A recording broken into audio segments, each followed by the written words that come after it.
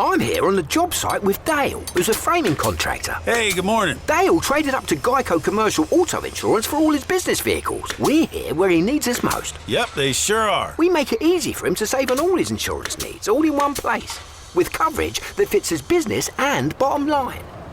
Oh, I shouldn't have looked down. It's all right. We're so far up here. Look at me. Take a deep breath. Oh, I'm good.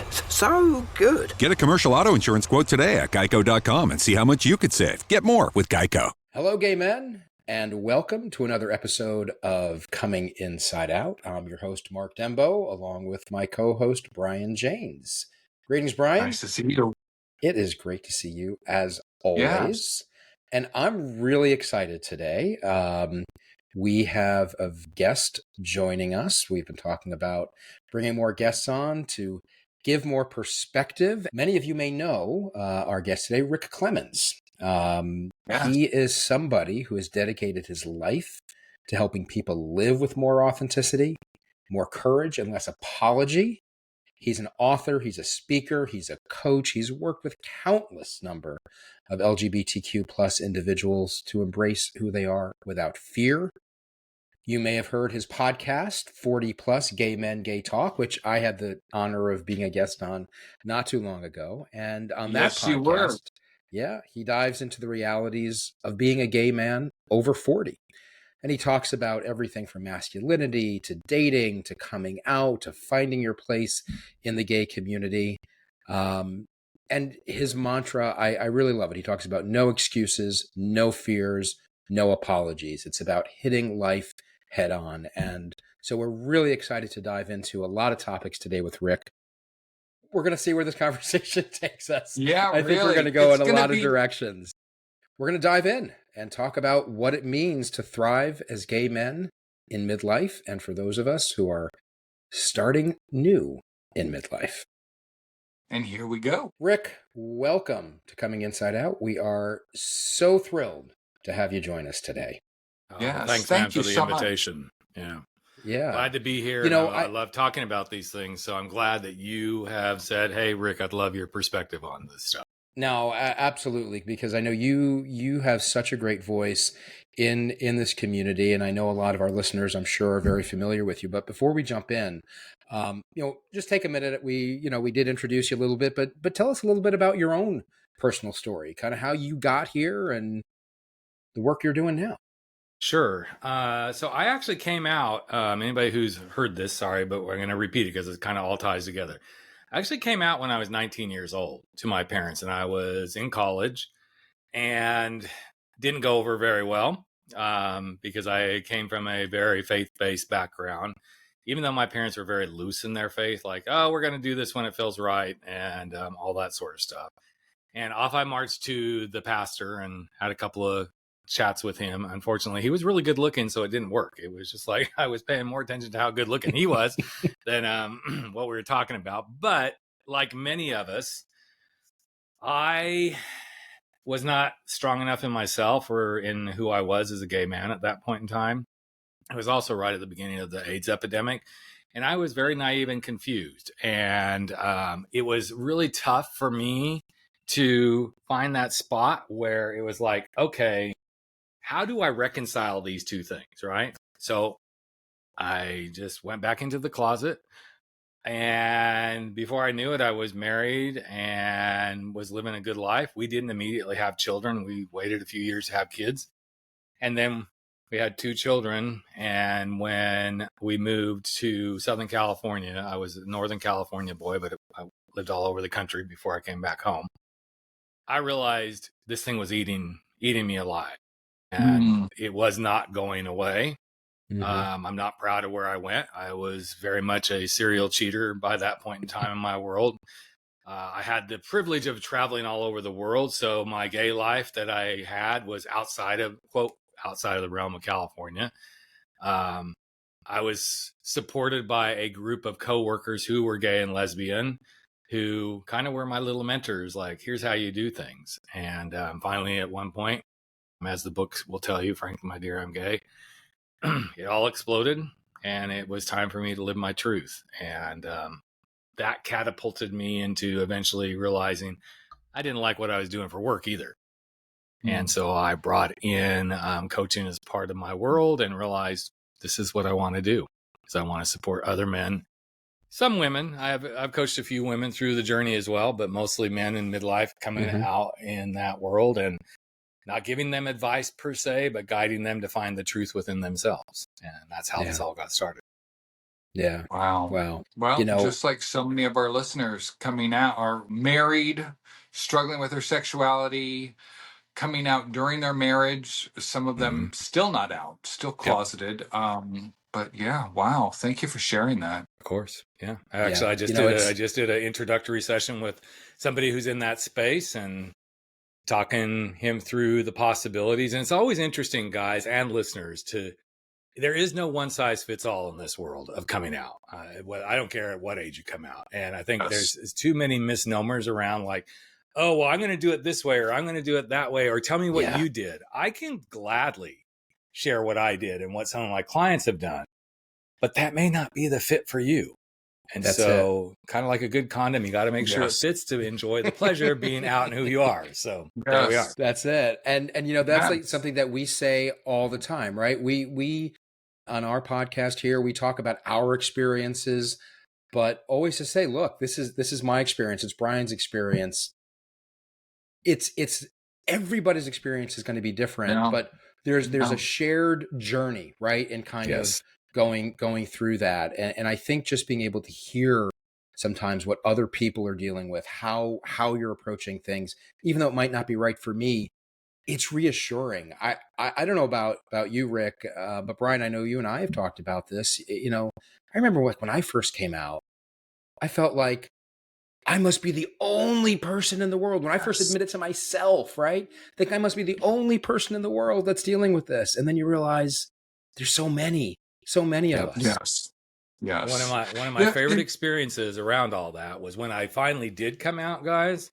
Like, okay, we're out. Everything was a shambles. Lots of stuff was going on. My very best friend lived in Laguna Beach, and I had moved to Laguna Beach, I know, I'm dead broke, like paying alimony, child support, and people are like, well, it can't be too bad. You lived in Laguna Beach. I'm like, well, yes, it was a little teeny tiny studio. But anyway, I remember one of the very first times after I came out, he's like, come on, we're going to the bar. I'm like, oh, okay. And I had that mentality like, nobody has gone through what I've gone through. No. I'll be darned if that whole evening he was introducing me to guys and they're like, oh yeah, I was married. Oh yeah, I was married. I'm like, okay, wait, I thought I held the little award for being married and coming out late in life.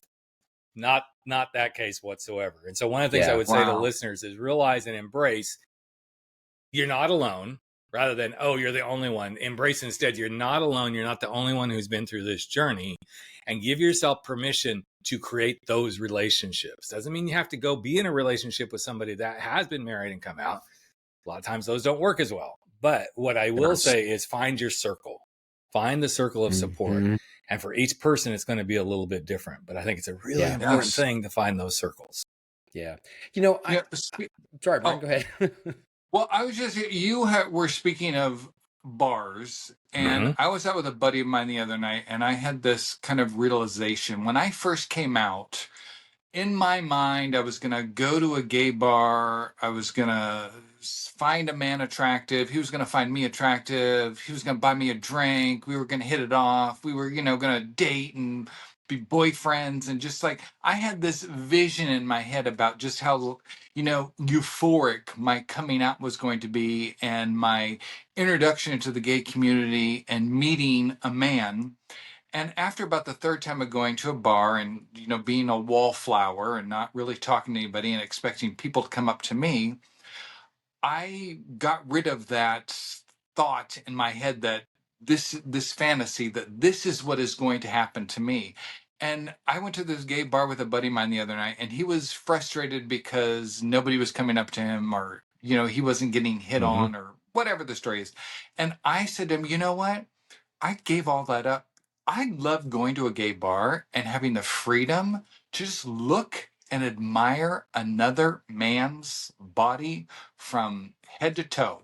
Not in an inappropriate way, but just to see an attractive man and just to allow myself to appreciate that.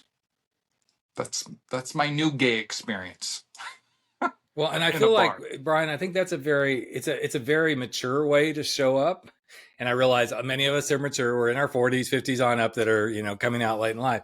But here's the thing. I love the kid in the candy store times because you have to experience that as well. Okay. Yes. I do not believe that as a gay man, you can actually grow unless you're like, okay, even if you're not hooking up all the time, I think you have to have a certain level of let's just do this for the sex piece. But then that's something that helps you grow and mature as well. And then like what you just described, this ability to like just be in the company of our own community.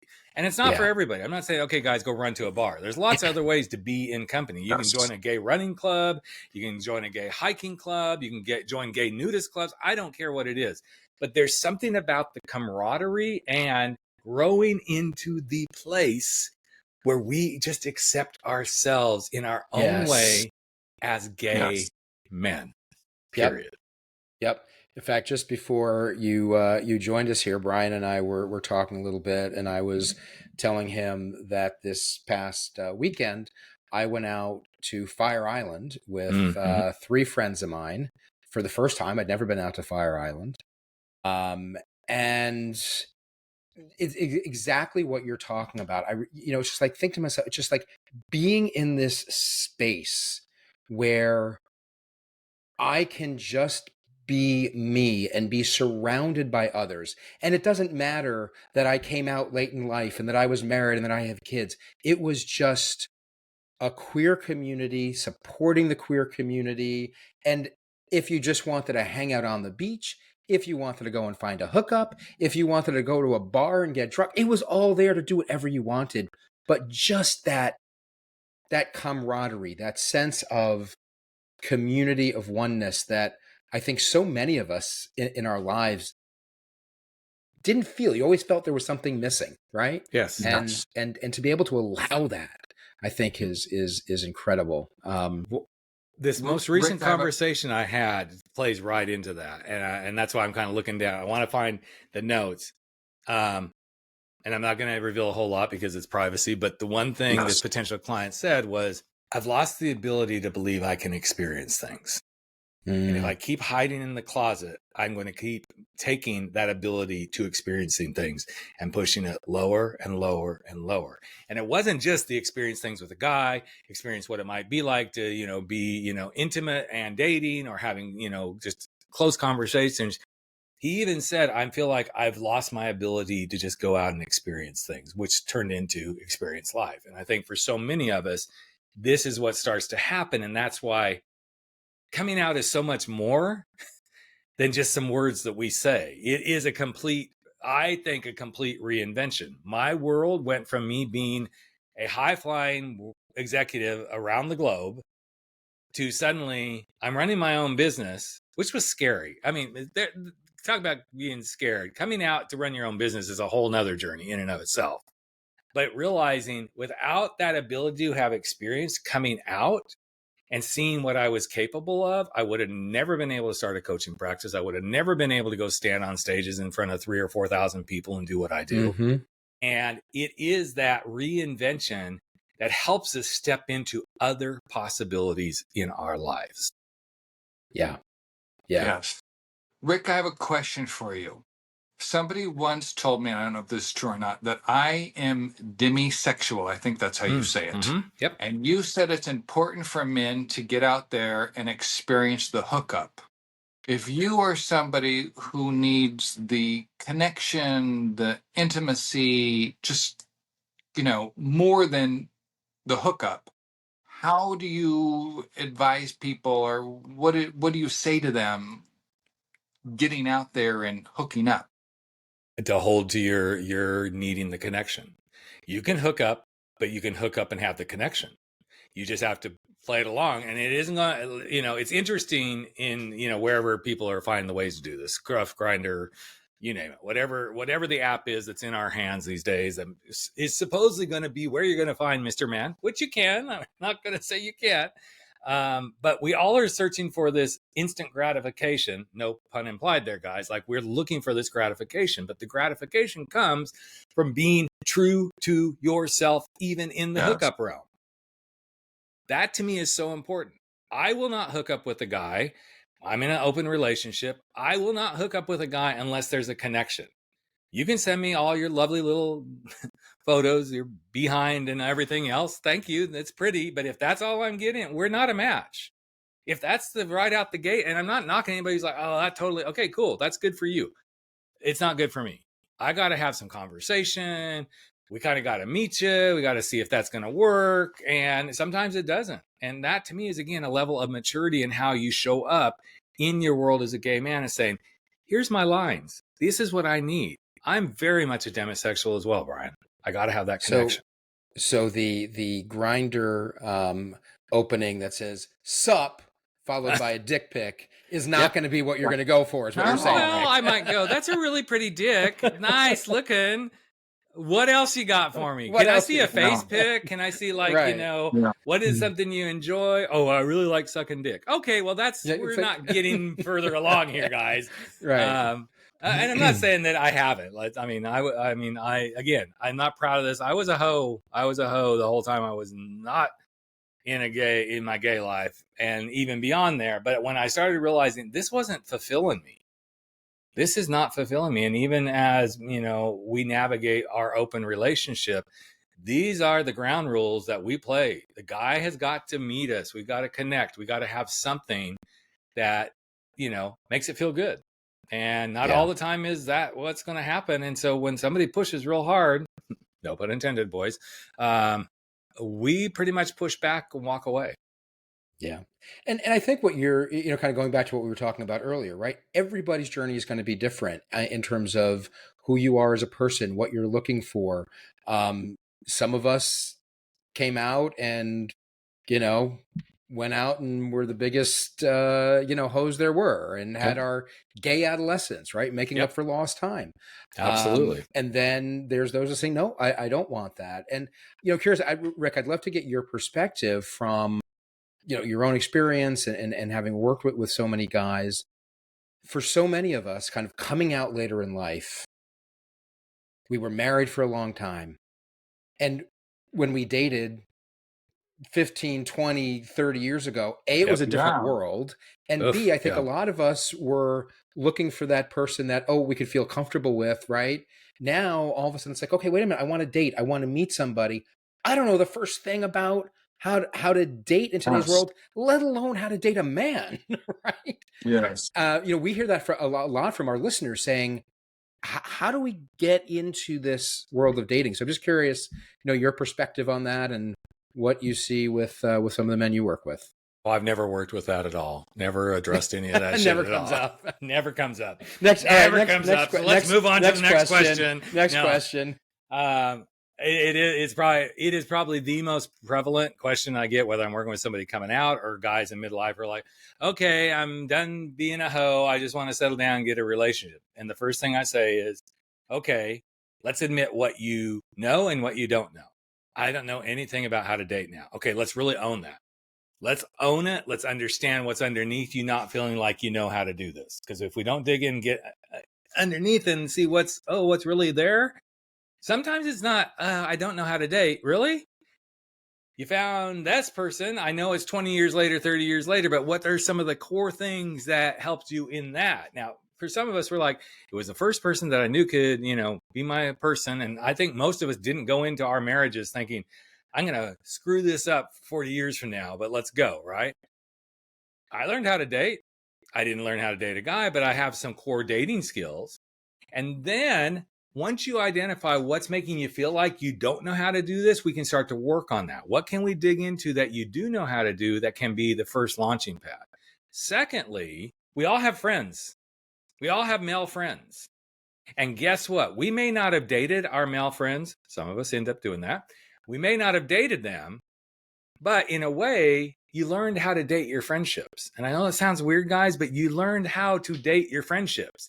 You vetted your friendships. So however you brought those guys or a guy into your world as a friend, think about what it was you did with them that drew you to them, that drew them to you. Because in all of this is this beautiful thing called our silly little human head.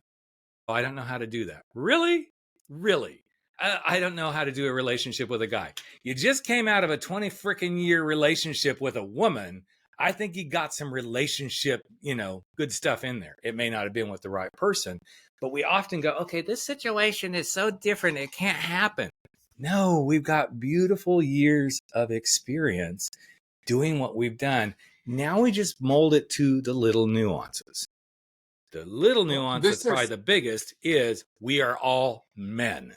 And men with men is a different ballgame. So that's where I do a lot of my work in the coaching is how do we deal with those nuances? I have a question. When I was a teenager, I knew and deep down inside that I was gay.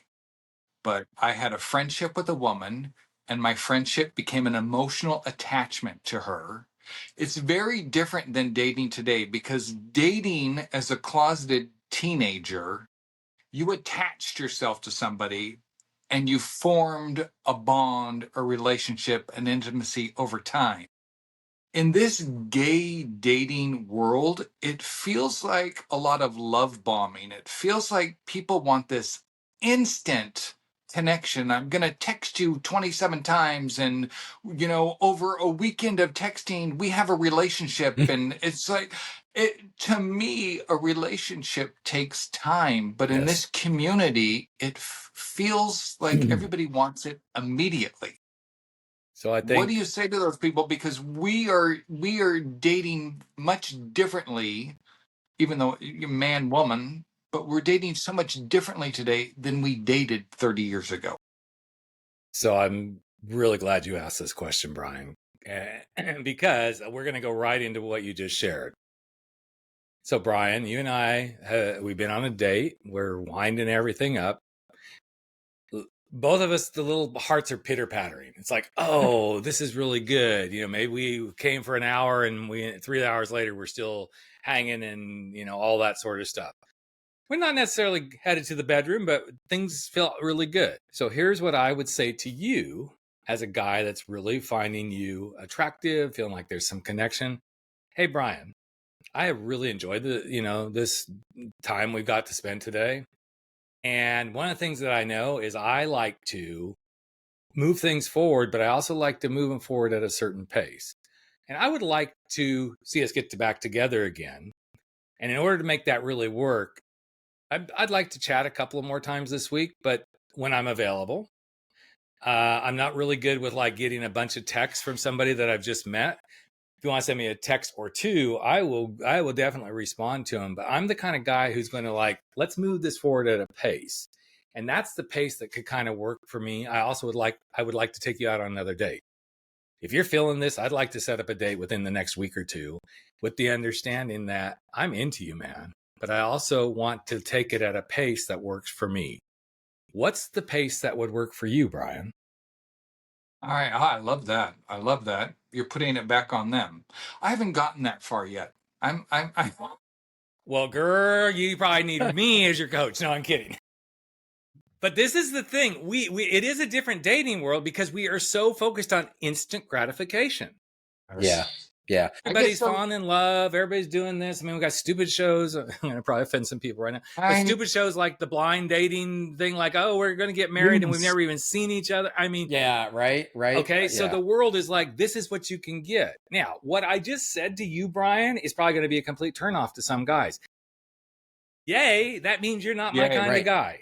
Yes. Yeah. Well, I'll tell you, I usually don't get to the date because I get turned off by the person and the abundance of the communication and the hey honey, hey dear, hey sweetie, and I'm like, I don't know you.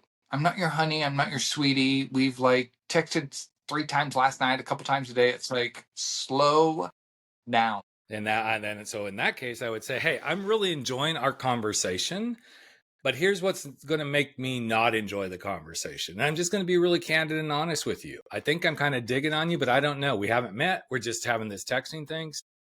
Here's how you will make me walk away. Too many texts, one a day could suffice right now as we're starting to get to know each other. Don't love bomb me with honey or sweetie or anything because we haven't even met. I'm just some guy that we're having a conversation. And I know that may be your nature, and I want to totally honor that that's how you might want to talk. that actually causes me to become a little bit scared and to walk away. Now, if that can work for you, let's try this out. Let's try to have a text a day, no more than 2, and see where we can go. How does that work for you? Again, you notice the last question. How does that work for you? All right. I love the honesty. There's a couple of things that I want to peel back here a little bit more. I'm not taking my shirt off for you, Mark. Sorry. Ain't happening. Man, Rick, every time, it would scare you. Let's just go there. It would scare you. Where was I going to? Oh, so a couple things that, come to mind. One of them is, so we're talking about kind of what's happening once you've made some kind of connection. But I think a lot of people in our situations coming out later, and I know a lot of it's like, okay, where do I even meet people? It's like, okay, I know, it's like one thing if am I really going to meet somebody on Grindr? It's like if I'm looking for a hookup, fine. Again, not that it can't happen. It does happen, and I can attest to that. My boyfriend now, we actually met on Grindr originally. Yep. But by and large, it's like, okay, I'm not just looking for the hookup, so that's not going to be the place I'm going to go. I'm not into the bar scene. How do I meet people? Right. That's where I think a lot of people get stuck coming out. It's like, I don't know. I don't know how to do this. I don't know how to start. Well, you have to first believe that you're your own best advocate in finding the places where you feel most comfortable. So what I have clients do is tell me some places you really feel comfortable in social situations. Oh, I love museums. Cool. Where else? Oh, I like going out kayaking. I like kayaking. Awesome. I love wine tasting. I love cooking. Okay, so you see where I'm going. It's like, okay, when you go to a cooking class, and I'm not trying to be stereotypical, there could be a higher probability that there might be some other gay men that come and do that. Okay. Interestingly enough, I have had more clients who are like, I love kayaking. I like hiking. I like all this sort of stuff. And the first thing is like, that's way too masculine for me. I'm like, no, it's not. But hey, and guess what? Great outdoors, any of those hiking clubs and stuff. Sometimes we overlook the obvious. But one of the most obvious places, if you can keep it in check, okay? There's my caveat. If you can keep it in check, is to lean into your friendships. I'm not just talking your gay friendships. Now, I love my gay, my straight girlfriends. They are just absolutely amazing. This is where you got to kind of keep your straight girlfriends and straight guy friends in check. You say, I am really actively on the dating scene. And here's the kind of guys I'm most interested in trying to find connections. Here's the kind of hobbies or places I would like to go meet those guys. I would love you to help me, if you can, in helping guide me to some of those places. Because our friendships, again, I love them to death. There's times they can go, I just met this guy. He's perfect for you. I've already planned the wedding. You're going here on your honeymoon. Okay, I love it, but you got to be a little careful. But I think we overlook some obvious places. If you're somebody who is into faith and church, you can find some really amazing LGBTQ affirming churches where, again, you're in the world with like-type individuals. But we oftentimes overlook this. When my husband and I lived in Southern California, we belonged to a gay theater group. We belonged to a gay wine tasting group. I was in Front Runners, a running group at that time. All these different things. I met so many people, and I was already hitched up, and we weren't in an open relationship or anything at that point in time. And it didn't really even matter because now we lean into friendships. I have a couple of friends right now, like I'm open on the dating scene. Okay, cool. I sat down with both of them. And of course, they're like, don't coach me, Rick. I'm like, I'm not going to coach you. I just want to know, like, what kind of guy, what interests you? I know you go wine tasting and stuff with us, but go beyond. And I learned so many interesting things about these two friends when I had those conversations. I'm like, okay, I'm seeing you, I'm feeling you. And now I'm more able to think about, and we live in a really small town here in Central Coast, California. Options are limited, but I also like, hey, I heard about this guy in LA, because one guy is like, I'm willing to drive to LA and, have a long distance relationship. Clear up what you're open to and make sure that those who need to be in the know can help you get there. Yeah. Nothing better than that, in my opinion. So, Rick, how'd you meet your husband? Online. Okay. Many moons ago. Many Yeah. moons ago. So we met through a site called Planet Out. Back in the day where you had to like, you put your profile up and then you could send a message, but then it had to go through email and then they had to open the email and then they would write back and then you had to wait for it to come back. I mean, we were not getting off in instantaneous moments at any point in time. Now, interestingly enough, neither one of us were really looking. In fact, I think both of us had in our profiles, not looking for anything right now, just wanting to make connections and everything. And when I think, he reached out to me first, I was kind of like, I just don't want to do this right now. But then I read his profile and I'm like, you know what? I don't know, there's something that really clicks here. Then I was the one who pushed it. So I'm like, okay, let's meet. And I pushed him to meeting me like a few days later. And he was sick and everything. I'm like, come on, it's just a drive, an hour. Come on, I'll take you to dinner in Laguna Beach, blah, blah, blah. I probably pushed him more, but we kept it at a pace. Saw each other maybe once every week, every other week. We moved fairly quickly. I mean, within 3 months, we were dating like very consistently. A year later, year and a half later, we moved in together. But I was really honoring myself and the pace that I wanted to go at it with. And so was he. And now here we are, almost 20, it'll be 24 years and just, thank God I'm talking about this. Like, shit, our anniversary's coming up. Okay, well, Rick's got to go get on that one pretty quick. Of course, I'm going to be gone for our anniversary this year. I mean, we count the anniversary date that we actually met on our first date, not the year that we got married. We remember when we got married. We just can't remember the freaking year because it was so many years down the road. But we know it's New Year's Eve. That's an easy one. Oh yeah, every New Year's Eve we got married. Don't know the year. I have a question for you. So many of us have lived a life in the closet, suppressing our thoughts, our feelings, our emotions, everything about who we are on the inside. When we finally come out as gay, we're being introduced to a brand new version of ourselves that we have never met, that we pushed away for years and years and years, and now you're welcoming that version of you into this world. What are some exercises? What are some things that you recommend to these men to help them get in touch with who they really are? Because coming out of the closet and like going and doing hookups isn't introducing yourself to you. Such a great question. And it's one that you have to allow yourself to be vulnerable with yourself. Okay. Which can be hard at times because we have, as men, created these facades of, oh, men are not supposed to be this, even as gay men. There's a lot we still do in our own culture as gay men. So my favorite exercise is to go back in time to that little gay boy or gay teen or gay young adult that you first started really like, oh, but I need to push this down. And start writing down, what is it that you were pushing down? What were the thoughts? What were the feelings? What were the experiences that you came close, but you didn't do anything? Who were those stolen glances? And I don't mean to list every guy, but hello, I was watching Baywatch, just like a lot of guys, like, okay, yep, that's doing it for me right there. But write these things down, like what was it you were pushing down? And then whatever it was you're pushing down, you can use this however many, lists of things you want. I try to not make people do this forever, but it's a really good exercise. Then next to the thing you push down, in the next column, say, why?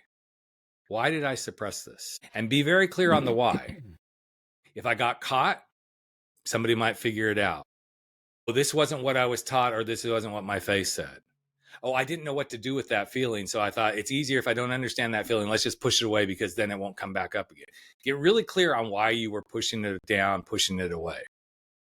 Then the third column is the interesting one.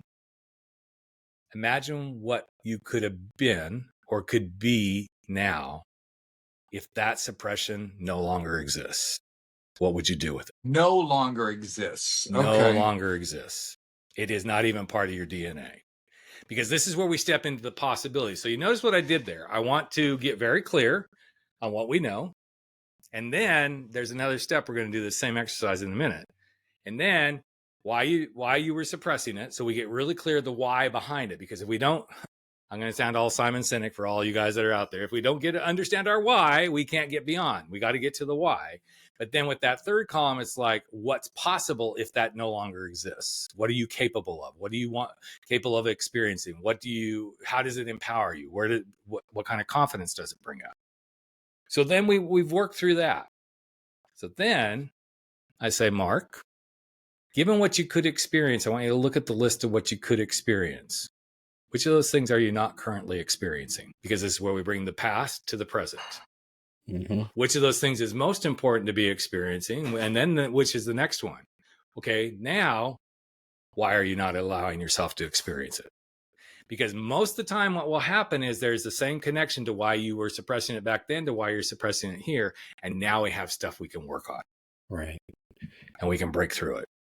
So, that brings up a great point, at least in my mind. And also kind of goes back to some of what we were talking about before on the dating and how to respond in a certain situation. Part of, I think, for so many of us in the process of suppressing, denying who we were, we are looking to fit in, to be accepted, and we tend to become people pleasers and not wanting to rock the boat. And Rick, I know you've talked a lot about this on your podcast. And so kind of picking up on what you were just talking about, how do you, or what have you seen helps people get past that? I mean, it's, that tendency gets hardwired into who we are. And I think oftentimes is the biggest barrier for so many of us to really live. It's like, it's the guilt that comes up. It's the fear of not being accepted. It's the imposter syndrome, right? How do we move past that? You just get a bulldozer and you just shovel it up and push it over the edge. It's that simple.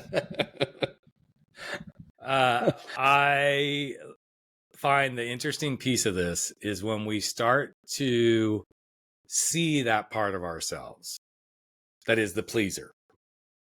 Okay, we're all most everybody is hardwired in this way in some way, shape, or form. Others of us, raising my hand here, more than others, because pleasing equated acceptance. Pleasing equated to less problems. Pleasing helped us hide our truth. Pleasing made us the good boy, the good man, the good father, the good husband. I never want to see anybody lose that piece of themselves, because there's a beautiful part of, hey, can I please somebody else by really supporting them or whatever it might be? The interesting link is, if you don't learn how to break through that, I'm going to get to that, you're going to do this in your gay life all over again. You're going to find yourself in circles of gay men, like, okay, I'm going to show up. I don't really like going to the bar, but hey, this is what we're supposed to do. This is how we're supposed to be. Okay, I'm not really a nudist, but I'm going to go do this because every gay man should experience that. Okay, I kind of believe you should experience an all-gay resort that's clothing optional, but it doesn't mean everybody does. But suddenly, if you start doing everything to keep pleasing everybody else, have you really changed? And the whole goal is, how can I break through to, quote, pleasing myself with some of the energy I'm using to please others, so that I start realizing I'm worthy. Every time I do something for me that's in a good way of pleasing me, yes, there's going to be some people that it may not work for them. But is my job to make Mark feel better, to make Brian feel better? On a somewhat level, of course. But if all my world is spent keeping you guys happy, I'm not experiencing any joy myself, and then suddenly I am putting myself further and further down. And so what we have to break is the cycle of, I don't deserve pleasure. I don't deserve to please myself. But do it from a place of, I deserve to experience pleasure and pleasing myself because it's healthy.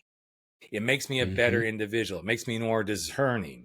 It helps me help others who are struggling with that to see that in themselves. Kind of like the hookups. If you immediately jump to the hookup because, okay, this is what we're supposed to do, and I'm just going to go please him, blah, blah, blah, blah, blah. That is actually one of the biggest turnoffs for me, is somebody's like, I just want to please you. I just want to please you. I'm like, I'm out. There's no pleasure for me in that. I want it to be a mutual thing. And, it's kind of sad because a lot of times it's these cute little young twinks that are like, I just want to please you, Daddy. I'm like, well, I'm not going to adopt you. So Right. ain't happening. Yeah. Even though it's really cute and you're really hot, I'm like, I mean, that could be a fun hookup, but it could. And okay, but that's a beautiful point, Mark.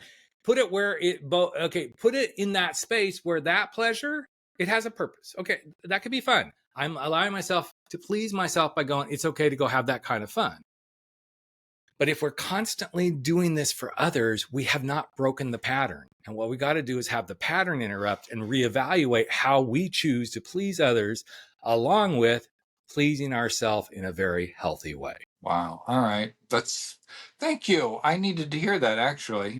It's a tough one, Brian. It is a tough one. I mean, I'm 62 years old and there's still aspects of my life that I see this crop up, and then I have to step back and go, Well, I think I actually had it happen this morning. I think this would be a really good example of this. I run a team of people. I have my own private coaching practice, but I also work for a company where I run a team of coaches.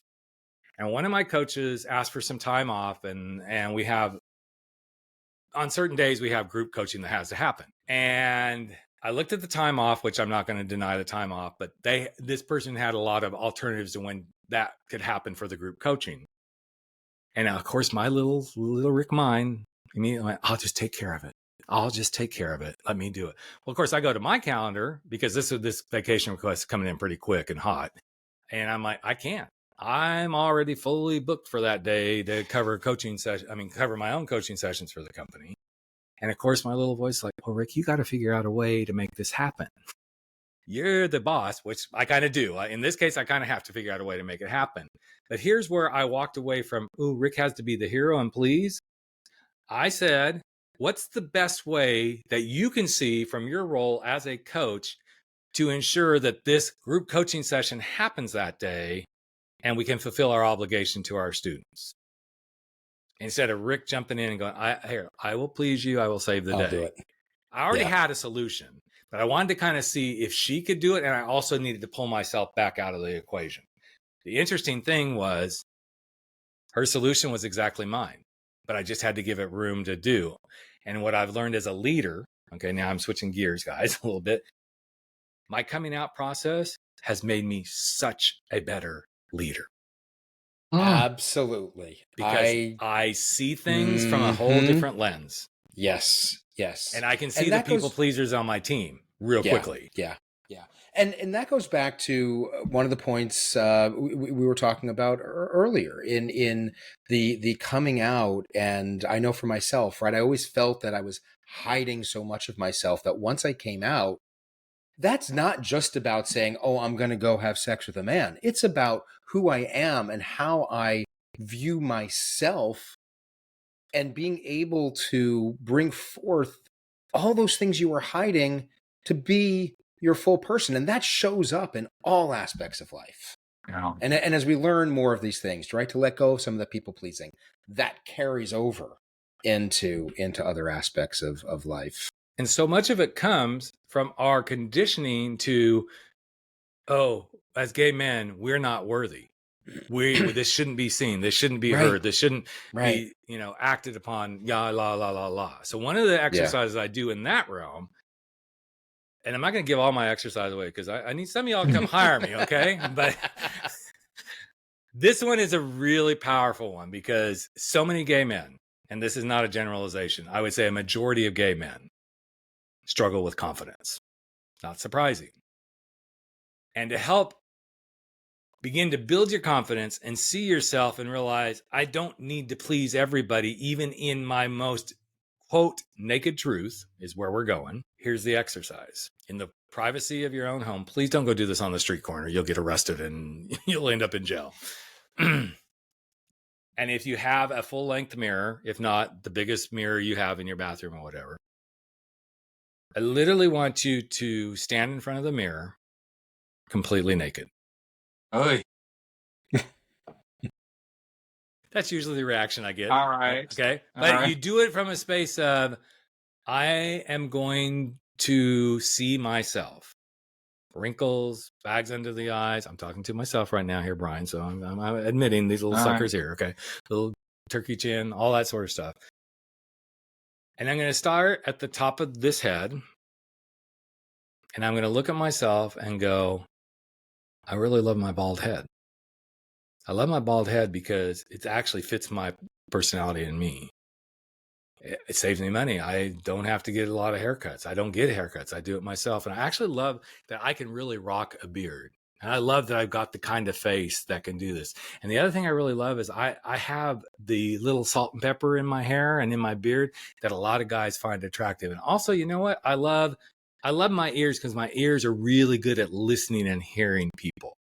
And I love my shoulders because they're nice and broad. I even kind of love my man boobs, but I wish they'd go away. But there's sometimes I'm like, I can just let them hang out and I don't care. I can wear a caftan and be like totally comfortable with my man boobs in there.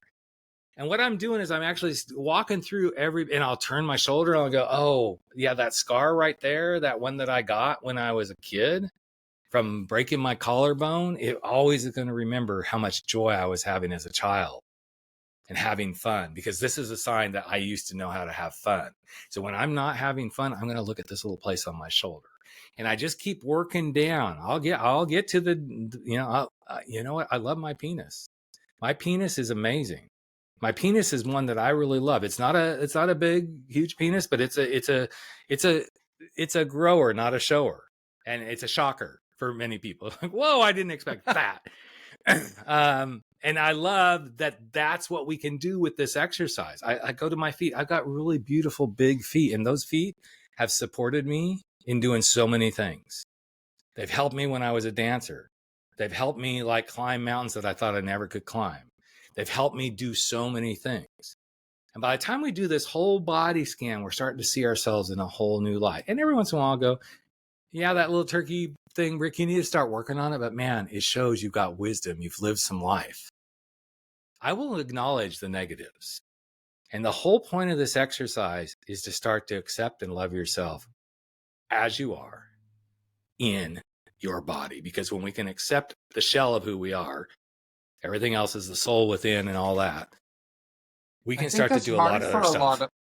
I think that's hard for a lot of us because we spent so many years making ourselves bad that kind of really showed itself in so many ways, in our shame of who we were and the guilt of what we were doing, and in the people pleasing. You gave me a new perspective on this because I found myself as a people pleaser in my relationship, not because I'm a people pleaser, but because I had so much guilt that I found that I was gifting to my wife my time, my emotions, my boundaries. I was giving that to her because I felt so guilty inside. That's what I have.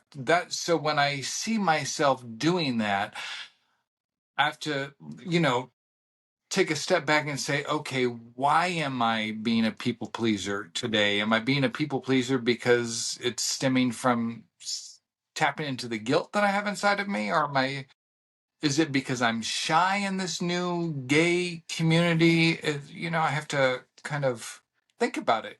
It takes so much work. If you want to be a healthy person in this community after being closeted for 30 years, it takes a fucking tremendous amount of work. It's exhausting. It takes a lot of work to be a human. It takes a lot of work to be, take this away from our gay community.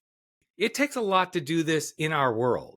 And so to your point, Brian, I'm so glad you said this. I'm going to give you one question that I love to go to in my own head. There's a lot in this little bald head that goes, I have my moments, trust me. Mostly 24 hours a day, I have my moments. But here's the question. What's the strategy behind the people pleasing? What is the strategy behind the people pleasing? Well, that can stop you really quickly because it actually starts to break the cycle. Yeah. I think it deflects from me because I spent a lifetime not wanting the focus because someone was going to figure out I was gay. Right. Someone was going to pay attention to me and know I was walking around with a secret. So people pleasing for me is deflecting away from getting the attention off of me. Yep. Yeah. And when you deflect, okay, so we're going to do just a little coaching here so people can kind of get a feel for this. So when that deflection happens and it takes it away from you, then what? I feel, I've cried about this on the show. I'm lonely.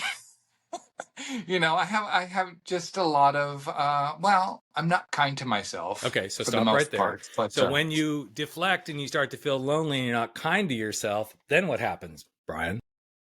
yeah, well, it's a hamster wheel. Mm-hmm. It's something I never get off of unless I take the time to quiet my mind, to appreciate myself, appreciate where I'm at in my life. I don't look back with a lot of regret. I have my kids, so I don't look back and say, oh, I wish I had done this differently. But for a lot of people, myself included at times, it can be a real hamster wheel. Okay. So what Mark just did so beautifully is he showed. He rolled his eyes. Well, Did he roll besides those? that, you roll your eyes very well. I know. I can tell you practice that over and over and over again. Me too. Hey, girl, I got that eye roll, baby. But what you just did was really powerful. You actually went from deflection, a couple of stages, to the hamster wheel. You deflect because you just know you're going to end up on the hamster wheel, and that isn't where you want to be. So if we started to change everything that we say now, I'm catching myself deflecting, I'm going to end up on the hamster wheel.